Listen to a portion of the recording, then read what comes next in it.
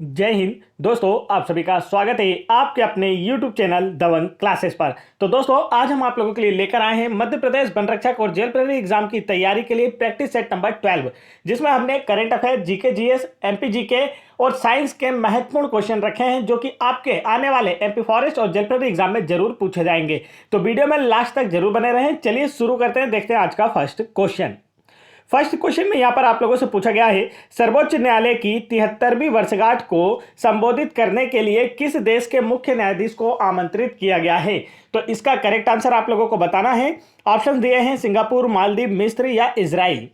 तो right answer क्या होगा? इसका करेक्ट आंसर आप लोगों का होने वाला है ऑप्शन नंबर, जल्दी से बताइए, ऑप्शन नंबर फर्स्ट इसका करेक्ट आंसर होगा सिंगापुर। सर्वोच्च न्यायालय की 73वीं वर्षगांठ बनाने के लिए सिंगापुर के मुख्य न्यायाधीश को आमंत्रित किया गया है। सिंगापुर के मुख्य न्यायाधीश का नाम है सुंदरेश मेनन। ठीक है, ये भी आप याद रख सकते हैं। अगर आपसे एग्जाम में नाम पूछा जाए तो भी आप बताएंगे कि अगर क्वेश्चन को इस प्रकार से घुमा कर दे दिया जाए कि सर्वोच्च न्यायालय की 73वीं वर्षगांठ बनाने के लिए सिंगापुर के मुख्य न्यायाधीश को आमंत्रित किया गया, उनका नाम क्या है, तब आप बताएंगे कि उनका नाम है सुंदरेश मेनन। और भारत के जो मुख्य न्यायाधीश है वर्तमान समय में वह है DY चंद्रचूड़। और भारत के सर्वोच्च न्यायालय ने पहली बार 4 फरवरी को, ये तारीख भी आप याद रखेंगे, पहली बार 4 फरवरी को अपनी 73वीं वर्षगांठ मनाने के लिए सिंगापुर के मुख्य न्यायाधीश सुंदरेश मेनन को आमंत्रित किया है। आगे चलते हैं नेक्स्ट क्वेश्चन की ओर। नेक्स्ट क्वेश्चन में यहां पर आप लोगों से पूछा गया है, किस अनुच्छेद के तहत यह प्रावधान किया गया है कि यदि कोई राष्ट्रपति बीमारी के कारण कार्य करने में असमर्थ है तो उपराष्ट्रपति उसके ठीक होने तक राष्ट्रपति का पद धारण करेगा। तो यह जो किस प्रावधान में इसका वर्णन किया गया आप लोगों को बताना है। करेक्ट आंसर जो होगा वह है ऑप्शन नंबर 3, अनुच्छेद 65(2) में यह प्रावधान किया गया है कि यदि कोई राष्ट्रपति बीमारी के कारण कार्य करने में असमर्थ है तो उस दौरान उपराष्ट्रपति जो है राष्ट्रपति का पद धारण करेगा। चलिए आगे बढ़ते हैं नेक्स्ट क्वेश्चन की ओर। नेक्स्ट क्वेश्चन में देखते हैं आपसे क्या पूछा गया है। तो यहां पर आप लोगों से पूछा जा रहा है, 42वां संविधान संशोधन बड़ा होने के कारण इसे क्या कहा जाता है। आप लोगों से पूछा गया कि जो 42वां संविधान संशोधन है काफी बड़ा होने के कारण इसे किस और अन्य नाम से जाना जाता है। तो इसका जो राइट आंसर है वह है आप लोगों का ऑप्शन नंबर 3, लघु संविधान के रूप में भी जाना जाता है। 42वां संविधान संशोधन काफी बड़ा होने के कारण इसे लघु संविधान के रूप में भी जाना जाता है। भारत का जो संविधान है यह विश्व का सबसे बड़ा लिखित संविधान है। अब इस क्वेश्चन को आपको घुमाकर भी पूछा जा सकता था, आपसे ऐसा भी पूछा जा सकता था कि किस संविधान संशोधन को लघु संविधान कहा जाता है, तब आपका आंसर होगा 42वें संविधान संशोधन को लघु संविधान के रूप में भी जाना जाता है। नेक्स्ट क्वेश्चन की ओर बढ़ते हैं। नेक्स्ट क्वेश्चन में आप लोगों से यहां पर पूछा गया है, किस देश में अपने बैंक नोटों से ब्रिटिश राजतंत्र के प्रतीक को हटाने की घोषणा की है। तो 4 ऑप्शन आपको दिए गए और पूछा गया कि इनमें से किस देश ने अपने बैंक नोटों से ब्रिटिश राजतंत्र के प्रतीक को हटाने की घोषणा की है। तो इसका जो राइट आंसर है वह है आप लोगों का ऑप्शन नंबर 4, ऑस्ट्रेलिया। ऑस्ट्रेलिया देश ने अपने बैंक नोटों से ब्रिटिश राजतंत्र के प्रतीक को हटाने की घोषणा की है। ऑस्ट्रेलिया की जो राजधानी है वह है कैनबरा और यहाँ के प्रधानमंत्री हैं एंथोनी अल्बानीज। आगे चलते हैं नेक्स्ट क्वेश्चन की ओर। नेक्स्ट क्वेश्चन में देखते हैं आपसे क्या पूछा गया है। तो यहाँ पर पूछा जा रहा है, बुरहानपुर के गवर्नर रहते हुए कौन सा मुगल बादशाह शाही किला में रहा करते थे। तो 4 ऑप्शन आपको दिए गए और पूछा गया है कि बुरहानपुर के गवर्नर रहते हुए कौन से मुगल बादशाह शाही किला में रह करते थे। तो इसका जो राइट आंसर है वह है आप लोगों का ऑप्शन नंबर 2, शाहजहां। शाहजहां जहांगीर का उत्तराधिकारी था। इसके बचपन का नाम खुर्रम था। शाहजहां की माता का नाम जगत गोसाई था। इसने आगरा का ताजमहल, दिल्ली में लाल किला और जामा मस्जिद का निर्माण करवाया था। बुरहानपुर की बात की जाए तो बुरहानपुर मध्य प्रदेश का दक्षिणतम जिला है। इसे दक्षिण के प्रवेश द्वार के नाम से भी जाना जाता है और यह ताप्ती नदी के किनारे स्थित है। आगे बढ़ते हैं नेक्स्ट क्वेश्चन की ओर। नेक्स्ट क्वेश्चन में यहां पर आप लोगों से पूछा गया है, निम्नलिखित में से कौन सा वाणिज्यिक बैंकों की संपत्ति नहीं है। तो 4 ऑप्शन आपको दिए गए हैं और पूछा गया इनमें से कौन सी वाणिज्यिक बैंकों की संपत्ति नहीं है। तो इसका जो राइट आंसर है वह है आप लोगों का ऑप्शन नंबर 1, चालू खाता जमा जो है यह राशि जो होती है यह वाणिज्यिक बैंकों की संपत्ति नहीं होती है। इसके अतिरिक्त जो आपको दिए गए हैं ये सभी वाणिज्यिक बैंकों की संपत्ति में शामिल होती हैं। आगे चलते हैं नेक्स्ट क्वेश्चन की ओर। नेक्स्ट क्वेश्चन में यहाँ पर आप लोगों से पूछा गया है, खानवा का युद्ध बाबर ने किसके विरुद्ध लड़ा था। तो राइट आंसर आप लोगों को बताना है कि करेक्ट आंसर क्या होगा। राइट आंसर होगा ऑप्शन नंबर फर्स्ट, राणा सांगा के विरुद्ध। खानवा का युद्ध जो है बाबर ने राणा सांगा के साथ लड़ा था और यह युद्ध जो है वर्ष 1527 में लड़ा गया था। नेक्स्ट क्वेश्चन की ओर बढ़ते हैं। नेक्स्ट क्वेश्चन में यहाँ पर आप लोगों से पूछा गया है, निम्नलिखित में से किसने योजना आयोग का स्थान लिया।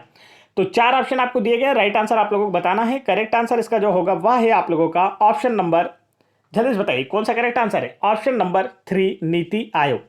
योजना आयोग का स्थान जो है 1 जनवरी 2015 को नीति आयोग ने लिया है। नीति आयोग की बात की जाए तो नीति आयोग भारत के थिंक टैंक के रूप में कार्य करता है। नीति आयोग के जो अध्यक्ष हैं भारत के प्रधानमंत्री होते हैं, मतलब कि वर्तमान में नीति आयोग के अध्यक्ष प्रधानमंत्री नरेंद्र मोदी जी है। अब यहां पर नीति आयोग का फुल फॉर्म भी कभी कभी पूछ लिया जाता है, तो इसका फुल फॉर्म भी आप याद रखेंगे, national institution for transforming India. अब एक क्वेश्चन आपसे आबकारी एग्जाम 2023 में ऐसा पूछा गया, 4 ऑप्शन दिए गए थे और पूछा गया था कि निम्नलिखित में से किसने योजना आयोग को समाप्त किया, तो जिसमें प्रधानमंत्री मोदी जी का नाम भी था और वही करेक्ट आंसर था। प्रधानमंत्री नरेंद्र मोदी जी ने 1 जनवरी 2015 को योजना आयोग को समाप्त कर उसके स्थान पर नीति आयोग की स्थापना की थी। चलिए बढ़ते हैं नेक्स्ट क्वेश्चन की ओर। नेक्स्ट क्वेश्चन में देखते हैं आपसे क्या पूछा जा रहा है। तो यहां पर पूछा गया है, फरवरी 2023 में अंतर्राष्ट्रीय सौर गठबंधन का नवीनतम हस्ताक्षरकर्ता राष्ट्र कौन सा बना है। तो यहां पर कौन से एक नए देश ने अंतर्राष्ट्रीय सौर संगठन को हस्ताक्षर किए हैं, तो आपसे बताना है ज्वाइन किया है, तो कौन सा देश है। तो इसका राइट आंसर आपका ऑप्शन नंबर फर्स्ट, कांगो गणराज्य ने फरवरी 2023 में अंतर्राष्ट्रीय सौर गठबंधन ISO को ज्वाइन किया है और वर्तमान में इसमें 114 देश सदस्य देश हैं। और अगर बात की जाए कांगो गणराज्य की राजधानी की, तो कांगो गणराज्य की जो राजधानी है दोस्तों वह क्या है, तो आप कहेंगे कि इसकी राजधानी है किनशासा। क्या नाम इसकी राजधानी का, किनशासा इसकी राजधानी का नाम है। कांगो अफ्रीका का दूसरा सबसे बड़ा देश है और भूमध्य रेखा को 2 बार काटने वाली विश्व की एकमात्र नदी कांगो नदी है। आगे चलते हैं नेक्स्ट क्वेश्चन की ओर। नेक्स्ट क्वेश्चन में पूछा गया है, मध्य प्रदेश के निम्नलिखित में से किस शहर में ताजमहल को प्रेरित करने वाला स्मारक है। 4 ऑप्शन आपको दिए गए और पूछा गया है कि मध्य प्रदेश के किस शहर में स्थित स्मारक को देखकर ताजमहल बनाया गया था। तो राइट आंसर आपको बताना है। करेक्ट आंसर जो होगा वह है आपका ऑप्शन नंबर 3, मांडू। मांडू में स्थित होशंग शाह के मकबरे की तर्ज पर ताजमहल का निर्माण किया गया है। आगे चलते हैं नेक्स्ट क्वेश्चन की ओर। नेक्स्ट क्वेश्चन में यहां पर आपसे पूछा गया है, वर्तमान समय में भारत का महान्यायवादी कौन है। 4 ऑप्शन आपको दिए गए और पूछा गया कि वर्तमान समय में भारत के अटॉर्नी गवर्नर जनरल कौन है, या फिर हम कह सकते हैं कि भारत के महान्यायवादी कौन है। तो राइट आंसर होगा आपका ऑप्शन नंबर सेकंड, के वेणुगोपाल जो है वर्तमान समय में भारत के महान्यायवादी हैं। महान्यायवादी की नियुक्ति जो है राष्ट्रपति के द्वारा की जाती है। नेक्स्ट क्वेश्चन की ओर चलते हैं। नेक्स्ट क्वेश्चन में यहां पर आप लोगों से पूछा है, भारत में किस प्रकार की मिट्टी को स्व जुताई वाली मिट्टी कहा जाता है। राइट आंसर आप लोगों को बताना है कि करेक्ट आंसर क्या होने वाला है। तो इसका जो राइट आंसर है दोस्तों वह है आप लोगों का ऑप्शन नंबर सेकंड, काली मिट्टी। काली मिट्टी को स्व जुताई वाली मिट्टी कहा जाता है। मध्य प्रदेश में सर्वाधिक क्षेत्रफल पर काली मिट्टी पाई जाती है। काली मिट्टी जो होती है कपास के लिए उपयुक्त मानी जाती है। चलिए आगे बढ़ते हैं नेक्स्ट क्वेश्चन की ओर। बढ़ने से पहले दोस्तों मैं आपको बता दूं, यदि आप लोग MP फॉरेस्ट और जेल प्रतिनिधि एग्जाम की प्रिपरेशन को और बेहतर करना चाहते हैं तो आप हाल ही में कंडक्ट कराए गए MP गवर्नमेंट के एग्जाम जैसे MP police constable exam 2022, MP आबकारी एग्जाम 2023 और पटवारी एग्जाम 2023 के सभी शिफ्टों के पेपर जरूर लगाएं। यहां से आप मैथ्स के क्वेश्चन, GK GS, साइंस और साथ ही इंग्लिश और साथ ही हिंदी के क्वेश्चन जरूर पढ़िए, ताकि आप लोगों की प्रिपरेशन बेहतर हो पाए, आप लोगों को पता चले कि वर्तमान समय में किस प्रकार के क्वेश्चन पूछे जा रहे हैं, एग्जाम का लेवल क्या है। आप इन सभी एग्जाम की PDF फाइल डाउनलोड करना चाहते हैं तो वीडियो के डिस्क्रिप्शन में इसकी लिंक दी गई है। और यदि इन एग्जाम की पटवारी और कांस्टेबल एग्जाम की सब्जेक्ट वाइज PDF फाइल भी डाउनलोड करना चाहते हैं तो आप वीडियो के डिस्क्रिप्शन में दी गई लिंक पर क्लिक करके आसानी से डाउनलोड कर सकते हैं। यहाँ आप लोगों को सब्जेक्ट वाइज सारी PDF देखने को मिल रही हैं। तो सब्जेक्ट वाइज पढ़ना काफी ज्यादा आसान होता है। जब आप मैथ्स से करने बैठे तो पूरी 70 शिफ्टों का एक साथ मैथ्स से कर सकते हैं। जीके पढ़ने बैठे हैं तो पूरी 70 शिफ्टों का एक साथ जीके कर सकते हैं। हिंदी पढ़ने बैठे हैं तो एक साथ 70 शिफ्टों की हिंदी भी देख सकते हैं।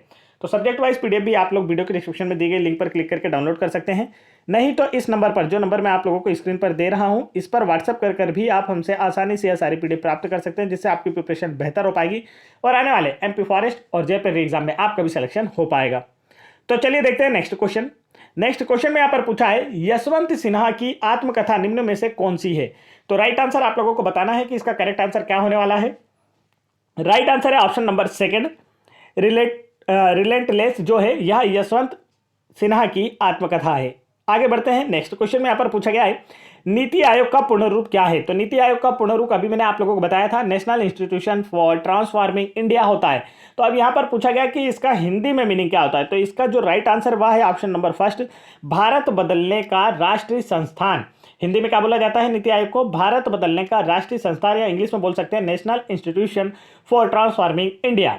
नेक्स्ट क्वेश्चन की ओर बढ़ते हैं। नेक्स्ट क्वेश्चन में यहाँ पर आप लोगों से पूछा गया है चंद्रकांत पंडित किस खेल से जुड़े थे। तो यह क्वेश्चन अक्सर एग्जाम में पूछा जाता है, इसके बारे में आप काफी अच्छे से याद रखें। राइट आंसर होगा ऑप्शन नंबर 4, क्रिकेट से। चंद्रकांत पंडित का संबंध क्रिकेट खेल से था। यह एक पूर्व क्रिकेटर थे। इनका जन्म जो है बॉम्बे महाराष्ट्र में हुआ था।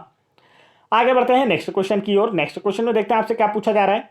तो यहां पर पूछा गया है पानीपत के प्रथम युद्ध में बाबर ने किसे हराया था। तो बताइए जल्दी से, बाबर ने पानीपत के प्रथम युद्ध में किसे हराया था। तो अभी आपको पता होना चाहिए कि युद्ध किसके साथ हुआ था, तो आप आसानी से बता पाएंगे। तो राइट आंसर होगा ऑप्शन नंबर 3, इब्राहिम लोदी को।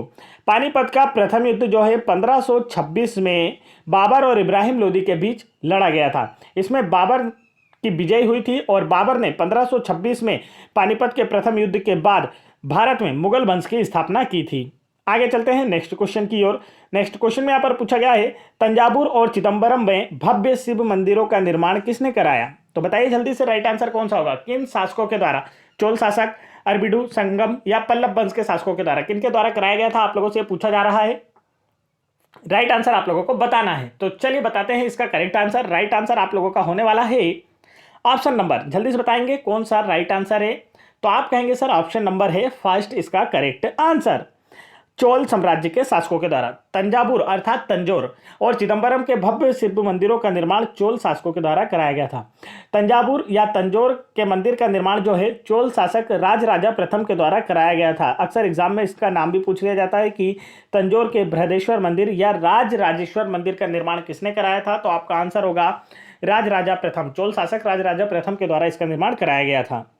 आगे चलते हैं नेक्स्ट क्वेश्चन की ओर। नेक्स्ट क्वेश्चन में देखते हैं आपसे क्या पूछा है। तो यहां पर आप लोगों से पूछा जा रहा है मध्य प्रदेश विधानसभा के वर्तमान अध्यक्ष कौन है। 4 ऑप्शन आपको दिए गए और पूछा गया है मध्य प्रदेश विधानसभा के वर्तमान अध्यक्ष कौन है। तो राइट आंसर आपका होने वाला है ऑप्शन नंबर 3, गिरीश गौतम।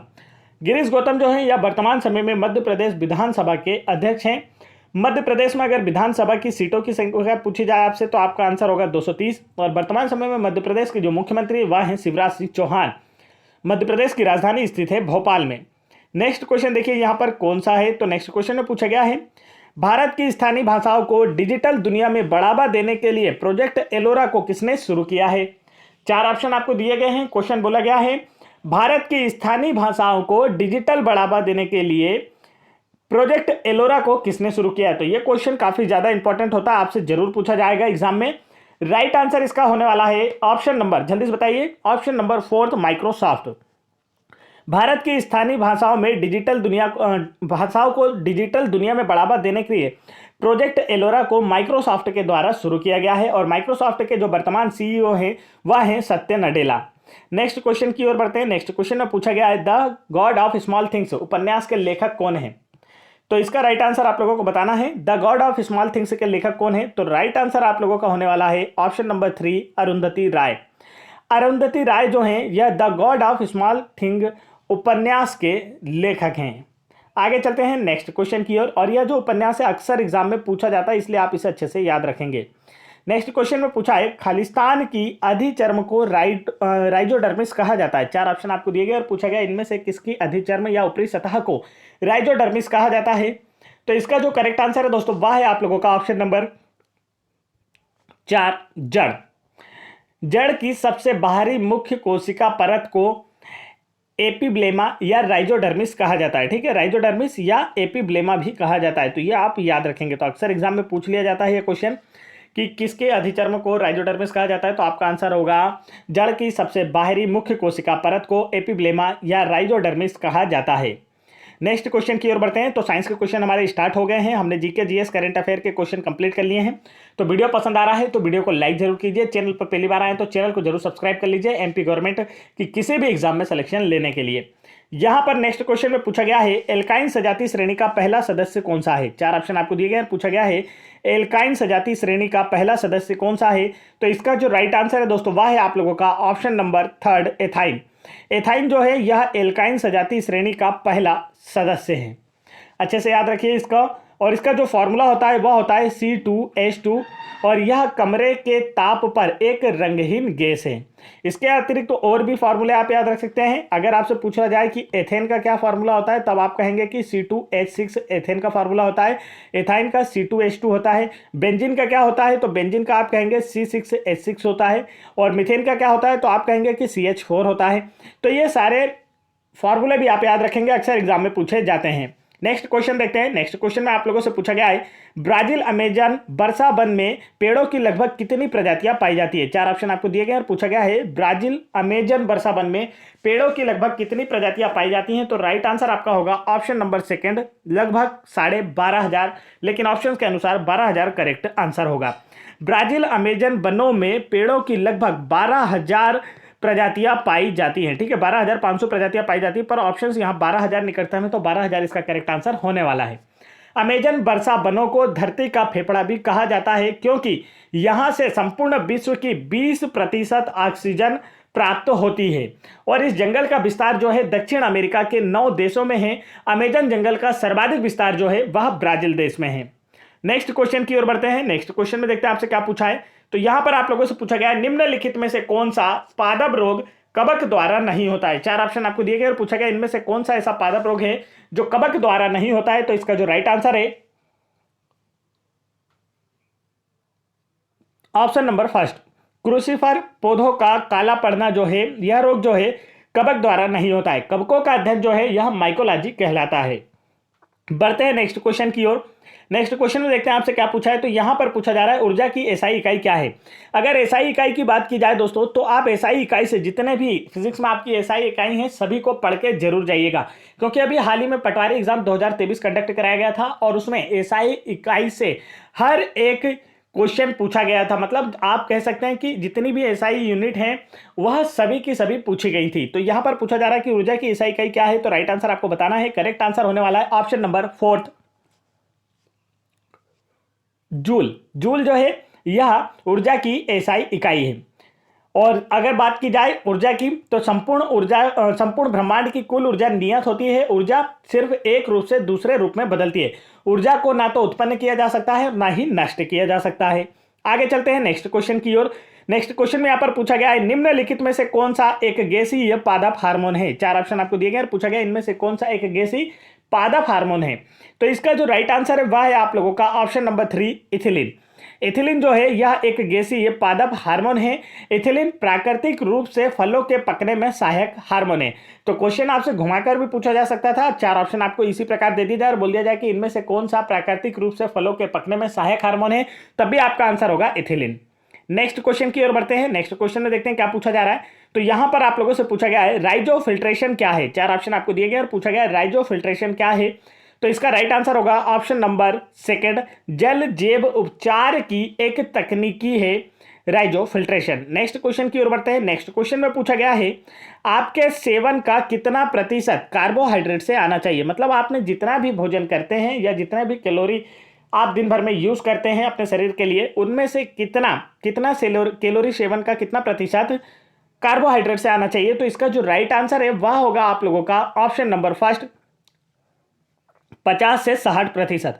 आपके कैलोरी सेवन का 50 से 60% जो है कार्बोहाइड्रेट से आना चाहिए। कार्बोहाइड्रेट मानव शरीर में ग्लाइकोजन के रूप में संग्रहित होता है। तो अक्सर एग्जाम में पूछ लिया जाता है कि कार्बोहाइड्रेट मानव शरीर में यकृत द्वारा किस रूप में संग्रहित किया जाता है। तो आपका आंसर होगा ग्लाइकोजन के रूप में संग्रहित किया जाता है और जरूरत पड़ने पर यही ग्लाइकोजन फिर ग्लूकोज में बदल दिया जाता है और हमारे शरीर के कार्य ऊर्जा के लिए काम में आता है। नेक्स्ट क्वेश्चन में यहां पर पूछा गया है निम्नलिखित में से कौन सा ईंधन तुलनात्मक रूप से स्वच्छ ईंधन है। तो इसका जो राइट आंसर वह है आपका ऑप्शन नंबर 1 प्राकृतिक गैस जो है दिए गए ऑप्शंस में से तुलनात्मक रूप से स्वच्छ ईंधन है क्योंकि यह जलने पर कोई भी अपशिष्ट नहीं देता है। नेक्स्ट क्वेश्चन की ओर बढ़ते हैं। नेक्स्ट क्वेश्चन में यहां पर पूछा गया है कोशिका विभाजन चक्र के दौरान क्रोमेटिड्स के पृथक्करण की विफलता के परिणाम स्वरूप एक क्रोमोसोम का लाभ या हानि होती है, इसे क्या कहा जाता है, आप लोगों से पूछा गया है। तो इसका जो राइट आंसर है दोस्तों वह है आप लोगों का ऑप्शन नंबर 4, असंतुलित गुणसूत्र कहा जाता है। कोशिका विभाजन चक्र के दौरान क्रोमेटिड्स के पृथक्करण की विफलता के परिणाम स्वरूप एक क्रोमोसोम का लाभ या हानि होती है, इसे असंतुलित गुणसूत्र कहा जाता है। नेक्स्ट क्वेश्चन की ओर बढ़ते हैं। तो ये थे दोस्तों आज के हमारे टॉप 30 क्वेश्चन जो कि हम आप लोगों के लिए लेकर आए थे, और यहां पर आप देख सकते हैं हमने आप लोगों के लिए क्विज रखी है जिसका आंसर आप लोगों को हमें कमेंट करके बताना। आज की क्विज है डॉक्टर बी आर अंबेडकर का जन्म किस वर्ष हुआ था, और साथ ही आप बताएंगे कि बी आर अंबेडकर का जन्म कहां हुआ था। तो जल्दी से आप लोग इस क्वेश्चन का राइट आंसर कमेंट करेंगे। आप लोगों को जितने भी पीडीएफ बताई गई है, यदि आप उन पीडीएफ को डाउनलोड करना चाहते हैं तो आप इस नंबर पर व्हाट्सएप करके हमसे सारी पीडीएफ प्राप्त कर सकते हैं, नहीं तो वीडियो के डिस्क्रिप्शन में दी गई लिंक पर क्लिक करके आसानी से सारी पीडीएफ डाउनलोड कर सकते हैं। तो वीडियो पसंद आया है तो वीडियो को लाइक करें, चैनल पर पहली बार आए हैं तो चैनल को जरूर सब्सक्राइब कर लें, साथ ही बेल आइकन की बटन जरूर दबा लें ताकि ऐसे इंपॉर्टेंट एजुकेशनल वीडियो का नोटिफिकेशन आप तक आसानी से पहुंचते रहे और आपका एमपी गवर्नमेंट के किसी भी एग्जाम में सिलेक्शन हो जाए। जय हिंद दोस्तों।